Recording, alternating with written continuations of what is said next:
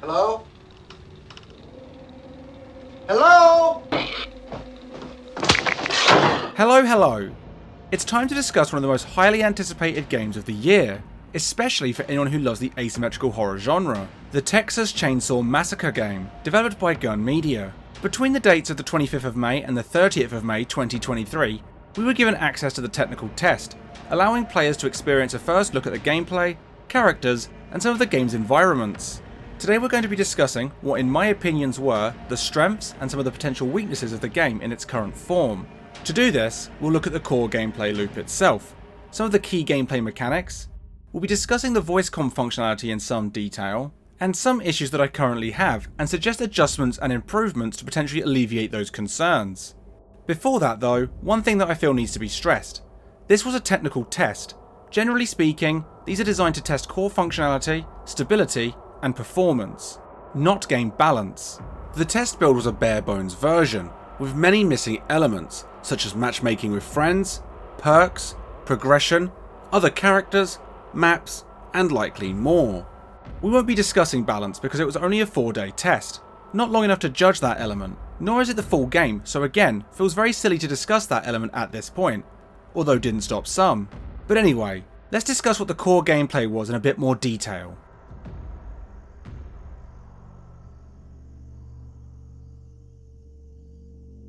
The Texas Chainsaw Massacre game, or TCM for short, is a multiplayer asymmetrical horror game. Asymmetric games rely on players taking on different gameplay roles, often with associated different views of the game world and different input modalities. In terms of TCM, this means two opposing sides which feature different numbers of players and different abilities and goals. First, there is the victim side.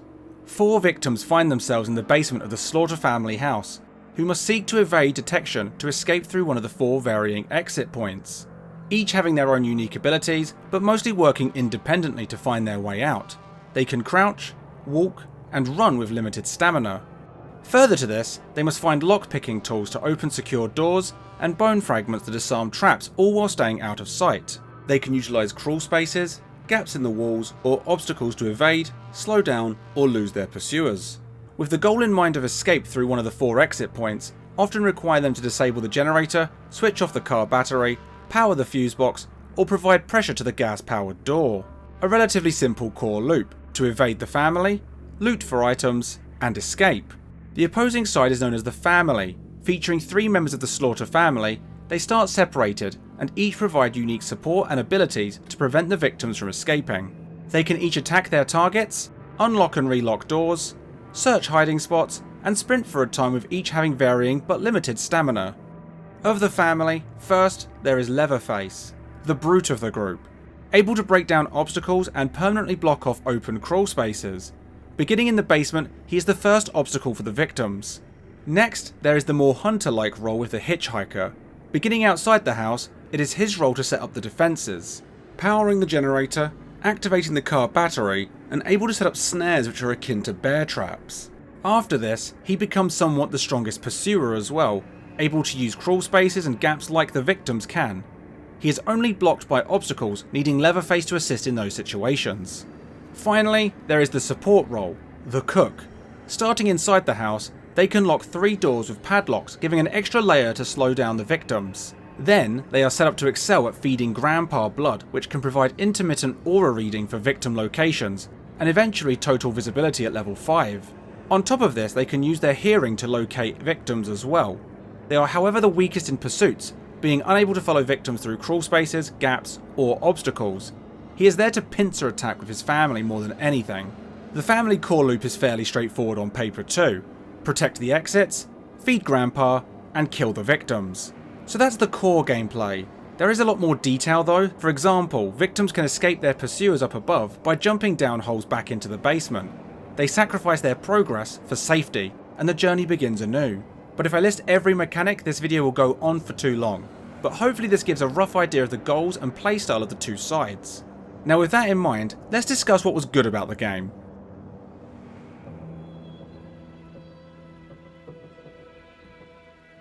So let's start with the victim gameplay. The most striking thing that I really appreciate about the game from this point of view was the atmosphere. Creeping through the basement in the initial stages of the round is tense.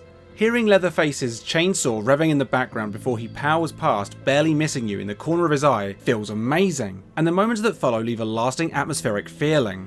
The tension and horror within this stage of the game is immense, and feeling lost in the environment's twists and turns, searching for a tool to help you escape the basement feels awesome.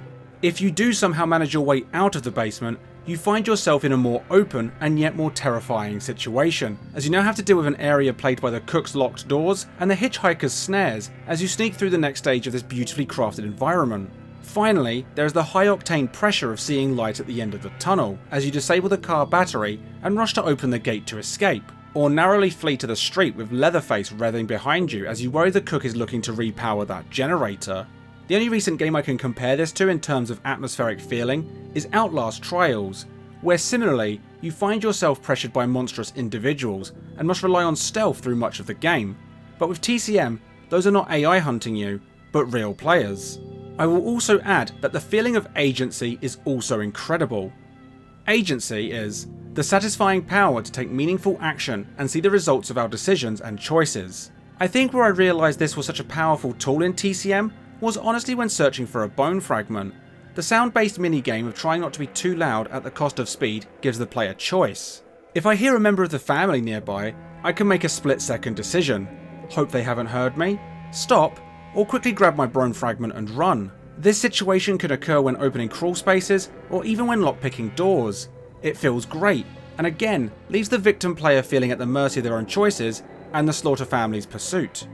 This feeling of agency is prevalent throughout the game, such as the way you seek to escape, which could leave you following and working with your fellow victims, or abandoning them altogether, opting to look out for number one. Unlike other asymmetrical games where you are often reliant on your teammates, with TCM this isn't the case with victim gameplay. In 1992, Carol J. Clover coined a phrase known as the final girl. This relates to a final female survivor in a piece of horror media. For example, Sally Hardesty from A Texas Chainsaw Massacre, or Laurie Strode from Halloween. A modest but strong character, who defies the odds and survives. A powerful trope in horror, and regardless of the gender of the character you play, you feel like you're the final character in a horror film. Hearing your teammates perish in the background as you flee for your life, only to sometimes find out you were just a side character all along and won't be in the sequel yourself. But the feeling remains the same until that point. That feeling of being like you're in a horror movie is fantastic. In stark contrast to the powerlessness of playing victim is the family role. Here, you menacingly pursue your victims, trying to guess what they might attempt to do next to escape your clutches. Each role feels somewhat different, as none can pursue a victim in quite the same way. As Leatherface, you immediately feel like the biggest threat in the room. You can menacingly rev your chainsaw as you block off crawl spaces, and you know full well that if you find a victim in a bad spot, you're probably going to kill them quickly. Setting snares up as the hitchhiker and hearing someone fall victim to one makes you feel like a genius, one step ahead of them, whilst also being adept at chases. I also found it weirdly satisfying to double lock important doors as the cook, knowing I am another wall to be passed by them. Being able to listen carefully for those victims being particularly sneaky gives you a feeling of usefulness to your team, despite struggling in a chase yourself. When the family work together to corner and trap someone, it really adds to that family vibe, and definitely gives the greater sense of teamwork between the two sides. The visuals of the game are incredible. The environments, particularly the family house being an almost identical replication of the original 1974 film's version, is a terrifying joy to walk through. The slaughterhouse as well features a haunting cattle pen when you manage your way out of the basement. Both maps are beautifully crafted. The characters all look great as well, especially their animations. The amount of personality behind even the walk animations of the family members is incredible. They've really captured the spirits of the characters. There is also this constant cinematic vibe to the whole experience, adding to that horror movie feeling. When a victim dives down the hole back into the basement, or is forced to desperately jump through a window to escape, it feels like a very pivotal moment in the exchange. With the finale of a desperate escape or unfortunate demise, it all adds to the atmosphere. Speaking of atmosphere, the audio is solid as well, with the chainsaw echoing through the basement really adding to the tension. The environmental sounds in the background aren't overpowering and allow the game to be quiet when it needs to be without being silent. The tension is built upon when the chase ensues with an engaging score, and the voice lines of the family teasing their prey or the victim's self-assurance all makes the game feel increasingly immersive. So if I was to summarise what I consider to be TCM's greatest strength so far, I would suggest a relatively straightforward core loop, at least on the surface, making it accessible for an audience to enjoy, but features enough depth for the matches to not feel too similar to each other with the varying escape points. Desperately trying to lose a member of the family once spotted, or mercilessly pursuing a victim is exhilarating, and with the exit points as they are, can make for some unique situations. The atmosphere of almost every element of the game feels articulately directed towards providing a true horror-fueled experience, particularly for the victim role. Though despite how excellent the game can feel, there are lulls at times too. But before we discuss those, I would like to discuss my main issue with the technical test itself.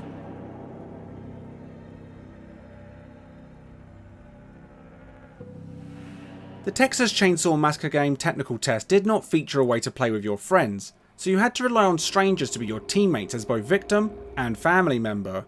This was an excellent opportunity to test out how the game played without voice-directed coordination.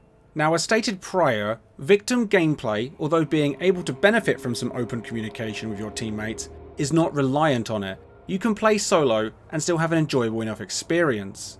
However, family plays a little differently. As a member of the family, you have a different set of strengths and weaknesses at your disposal, most prevalent with the cook character. He can listen intently and locate victims sneaking through the environment, but lacks the ability to effectively catch victims alone. He is a fine example of a character that relies on comms to relay information, such as the location of a victim, so he can work with others to pincer them into a dangerous situation. Fortunately, voice communications are built into the game. Studies into preferences in communication have found that the majority of people prefer communication through voice comms rather than text, also finding that voice communication leads to a greater sense of teamwork generally. However, it cannot be overlooked that a percentage of players would sooner not engage in voice communications, especially with strangers. A study looking into online communication suggests that conversation is often a means to police the boundaries of what is socially acceptable, and can gain certain interlocutors social rewards and other social sanctions. What this means is that people will use their voice to encourage behaviours they deem acceptable and shun that they do not. And here lays the problem. The trouble is the internet is full of bad opinions and even worse attitudes at times, especially when provided the veil of anonymity. Another study looking at adolescent masculinity in online spaces found high school adolescents participated in an interactional process where they labelled fellow students as a generic insult to point out non-masculine acts to police masculinity. I would suggest this mentality is often prevalent within the online space, even beyond this high school age, and leads to online harassment to any group that one can other. Othering is the idea of the construction and identification of the self or in-group and the other or out-group in mutual unequal opposition by attributing relative inferiority and or radical alienness to the other out-group. The simplest way to give an example of this is how some men act towards women in online spaces. In 2022, Statista accounted women to make up somewhere around 48% of the broader gaming community. Interestingly, in 2008, a paper by Nick Yee suggested that women only represented 15% of the MMO landscape, even though Statista of the same year suggested 40% of the gaming community identified as female. So why the disparity? Yee goes on to suggest many female players have learned that it is dangerous to reveal your real-life gender in MMOs, because they will be branded as incompetent and constantly propositioned. In other words, they must either accept the male subject position silently or risk constant discrimination and harassment if they reveal that they are female. Unfortunately, people, particularly men in online spaces, can be pretty disgusting. I've witnessed it myself, and I suspect many of you have as well. Therefore, my suggestion is that TCM must include a ping system for their players as an alternative to voice comms. It's a matter of accessibility for me. Not only do not all players want to communicate via voice, but open comms in the modern world is not always a safe environment for players. I think this will be a net benefit to the solo queue experience, meaning a person will not be required to play with only their friends, but also allow the game to appeal to a broader market whilst making little impact on the core gameplay itself. Outlast Trials is a great example again of how effective a ping system can be. That's the biggest thing I would like to see adjusted in the game, so I wanted to give it ample discussion, but there are a few other slight things I'd like to see improved upon as well.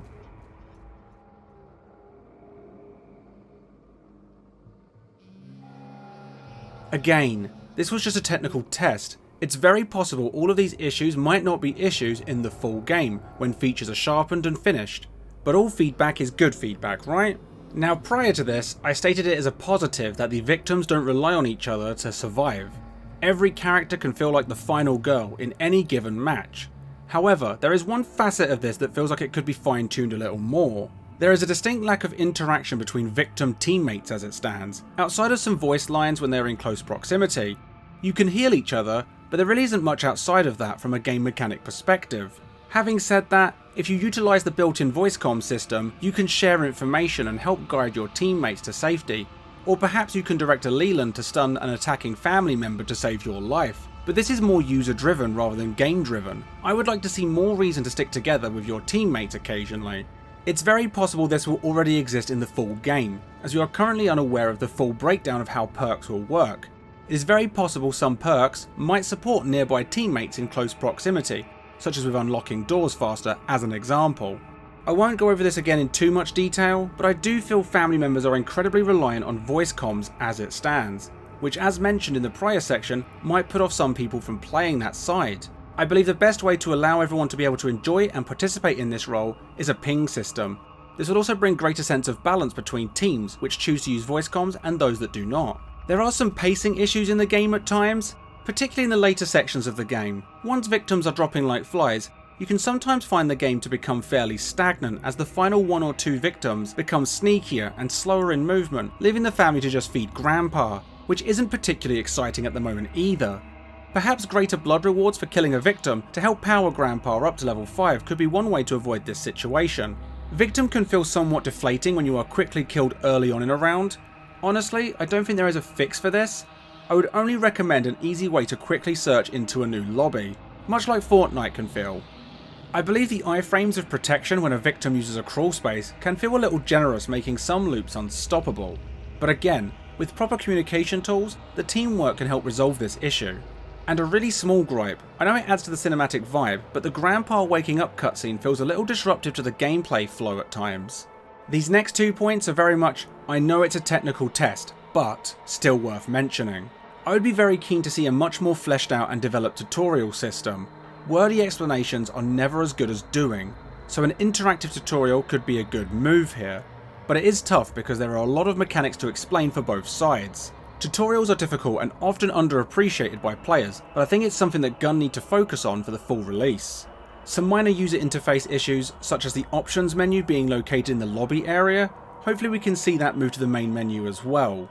A lot of this stuff relates to user experience, and the technical test was likely not focused on this element, so I have full faith that these issues will and might have already been addressed in the current development build.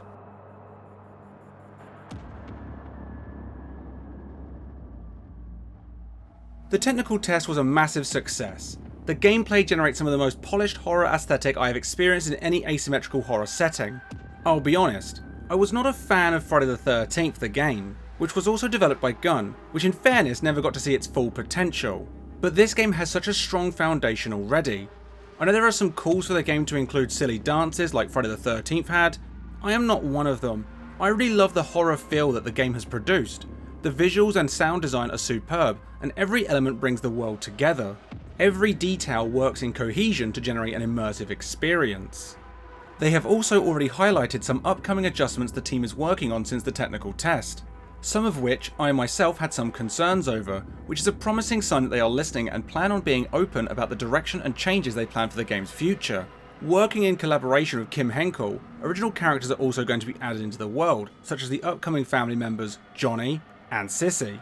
This means the game is not strangled by its license, but will be able to flourish alongside it. Who knows, we may even see the expansion into more locations and characters in the franchise if enough support is there. I'm honestly very excited, but I will say it one more time, I desperately would like to see some form of ping system introduced. As for me, it's an accessibility issue. Although I appreciate that the developers have a vision for the game, I hope this is one suggestion they can try to accommodate. Phew! I managed to talk about the Texas Chainsaw Massacre game without mentioning that other asymmetrical horror game. But what do you guys think? Would a ping system make you more likely to buy this game on release? What did you love most about the technical test? Is there any other improvements you'd like to see? Let me know in the comments below. Thank you again to Gun Media for giving me access to play the technical test, and I look forward to playing the full version on August 18th. Thanks for watching everyone, and have a great day.